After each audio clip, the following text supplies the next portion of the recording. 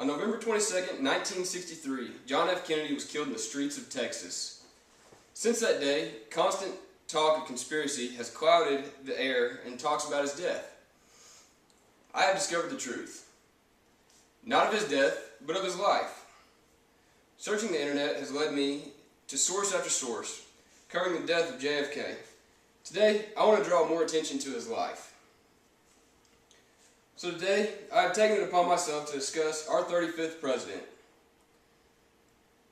his origins in life, politics, and his presidential candidacy, by reviewing the characteristics that he possessed that made him so memorable to so many Americans.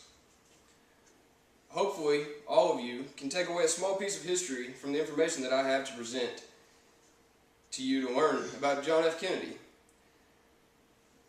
whose life has been so overshadowed by his untimely demise.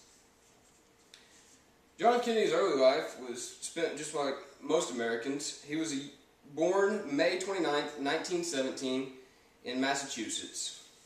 He was born to parents Joseph Kennedy and Rose Fitzgerald. He attended high school and got his high school diploma there in Massachusetts. His education then continued. Originally, he wanted to go to the same school that his older brother had gone to in London. He spent a week in London and was sent home. He had a sickness. He was diagnosed with jaundice, treated, and recovered from that well. When he recovered from that, he attended Harvard, where he received his degree in 1940.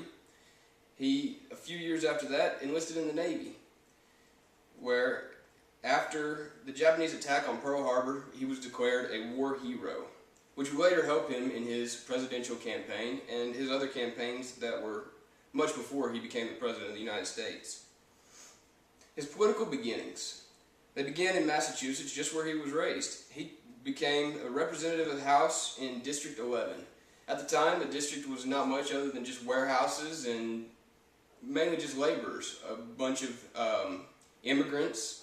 There was a lot of immigrant workers, a lot of warehouse jobs, and he was known for going to the people. He went out and he campaigned in bars, all the rough areas that you will never catch a politician in these days. He was also diagnosed not long after his first election into the House of Representatives with Addison's disease. The rest of his campaigns and the rest of his life, they tried to cover up this disease. His political involvement was not much at the beginning, and it rose as the years carried through. He was good friends with McCarthy. The McCarthy trials, the witch hunt, it lost him a lot of support in the beginning, but over the years he was able to overcome the bad reputation that came with having him as a friend. He was then elected to the Senate, and shortly after that he began his presidential campaign. He was the youngest president ever elected. He was the first Catholic, practicing Catholic to ever be elected to be president. He was a first for many. Some of his main struggles while he was president, he dealt with the Cuban Missile Crisis, the Bay of Pigs. He had a lot of stuff on his plate, and he was able to face these head on. He was able to keep our country out of war. These are the things that made him most memorable to Americans, what made him a great president.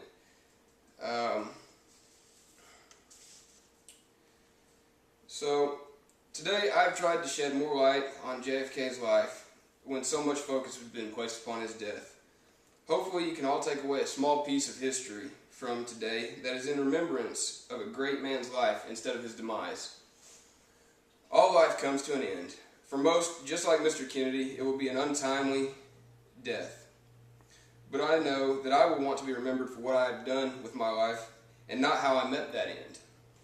Hopefully, in some small part, I have been able to do that for Mr. Kennedy and instill his life and his accomplishments in you. And that you can carry that on. And his legacy can live on in his life and not with the remembrance of his death. Thank you.